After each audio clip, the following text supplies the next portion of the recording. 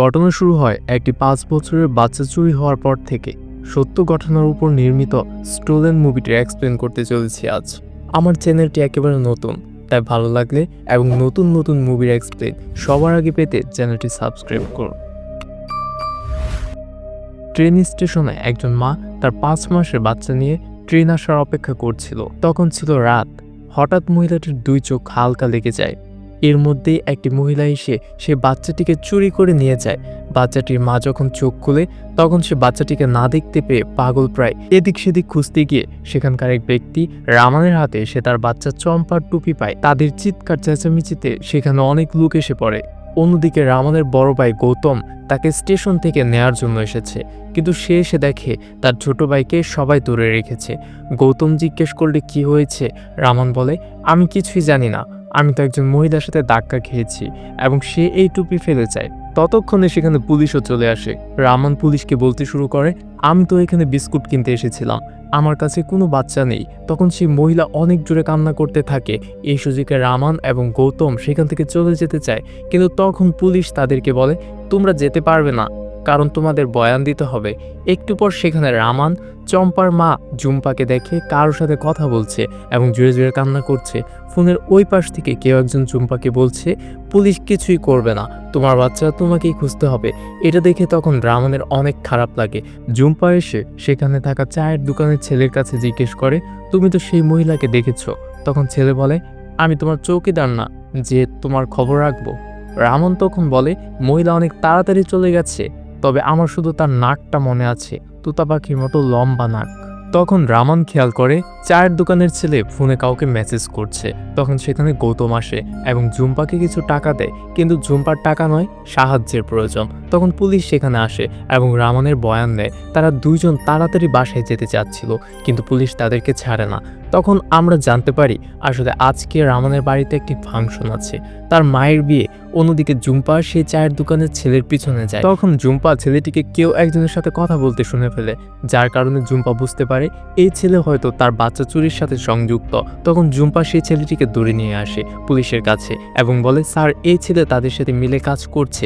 আমান ও বলে, হ্যাঁ স্যার, এর উপর আমারও সন্দেহ হয়। পুলিশ তখন ছেলেটিকে ধরে জিজ্ঞেস করলে জানতে পারে, হ্যাঁ সত্যিই সে সুরেলি নামের একজন মহিলার সাথে মিলে বাচ্চা চুরির কাজ করে। তখন সে আরও বলে, সুরেলি কসনিকুটিতে থাকে।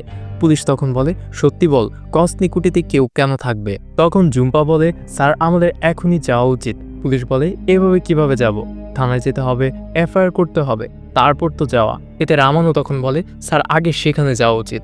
এই সময় রামানের সাথে পুলিশ অফিসারদের কথা কাটাকাটি হয়ে যায়। গৌতম তার বাইকে বুঝালেও সে বুঝে না, যার কারণে রামান এবং গৌতমকে পুলিশের সাথে যেতে হয় সেই জায়গায়।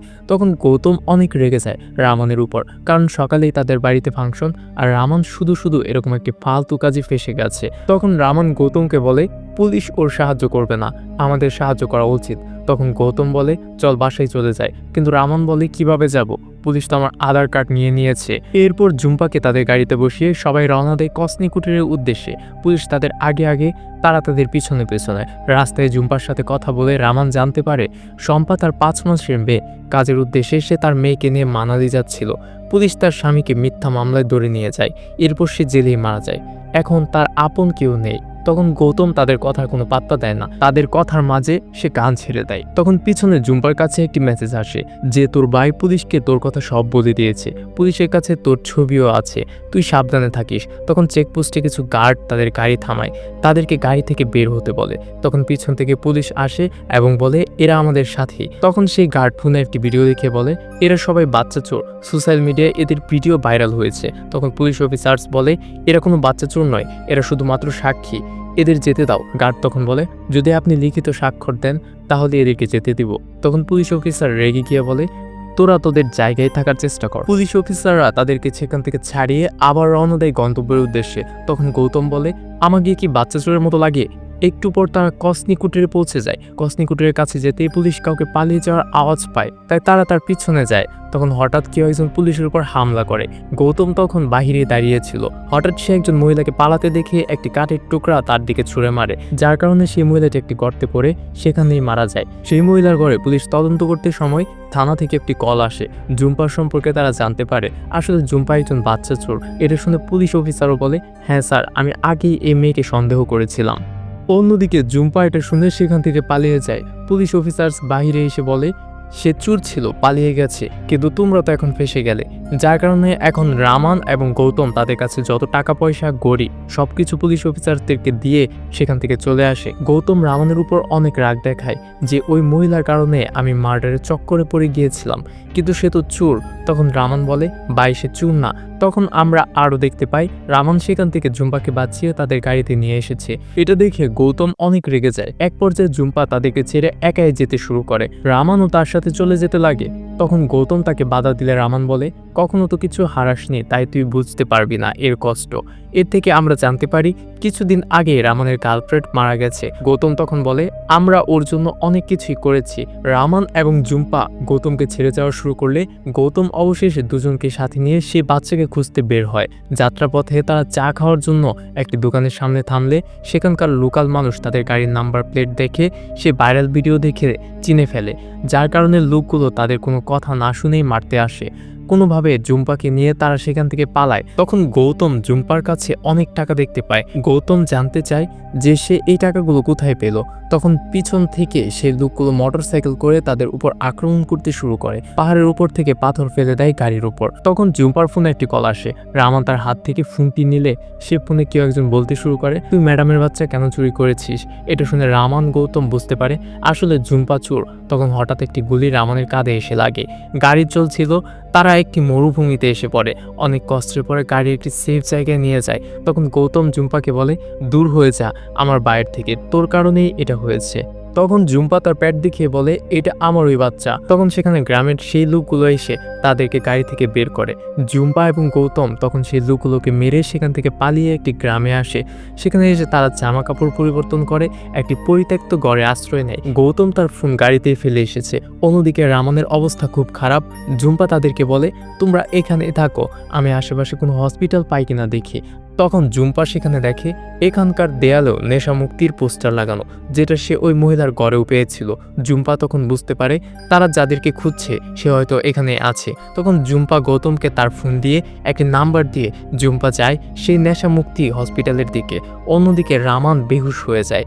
কোনো উপায় না পেয়ে গৌতম সাহায্যের জন্য বাহিরে আসে। তখন সেখানেও কিছু লোক তাকে চিনতে পেয়ে তার কোনো কথা না শুনেই তাকে অনেক বাজেভাবে মারতে থাকে। গলায় রশি বেঁধে প্রায় মেরে ফেলবে। এমন সময় সেখানে সেই পুলিশ অফিসাররা চলে আসে এবং তাকে প্রাণে বাঁচায়।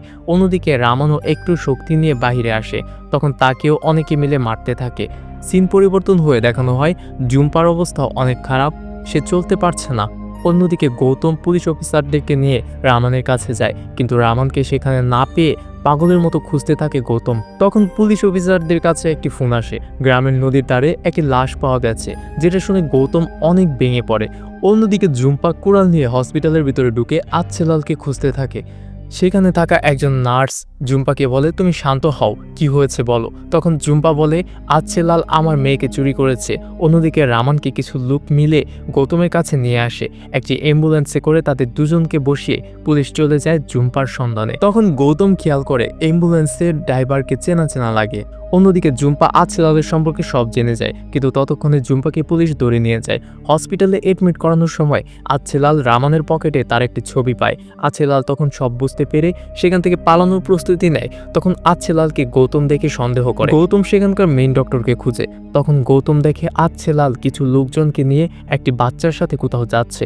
গৌতম তখন তাদেরকে বাধা দিয়ে চিৎকার করে বলতে থাকে এই বাচ্চা কার, এই বাচ্চা কার, এটা এদের বাচ্চা নয়। জুম্পার ছবি দেখিয়ে সবাইকে বলে এই বাচ্চা এই মহিলার। অন্যদিকে পুলিশ জুম্পাকে জিজ্ঞেস করে টাকা নিয়েও আবার বাচ্চা চুরি করলি কেন।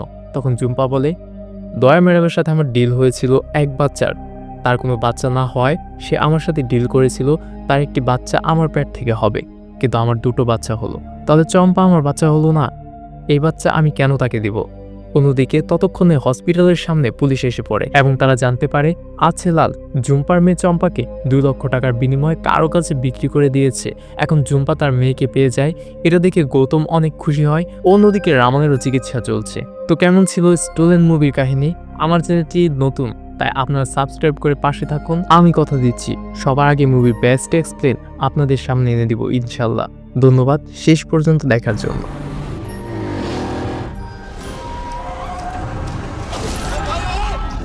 हमारे पीछे कुछ रोक पड़ इसको सर।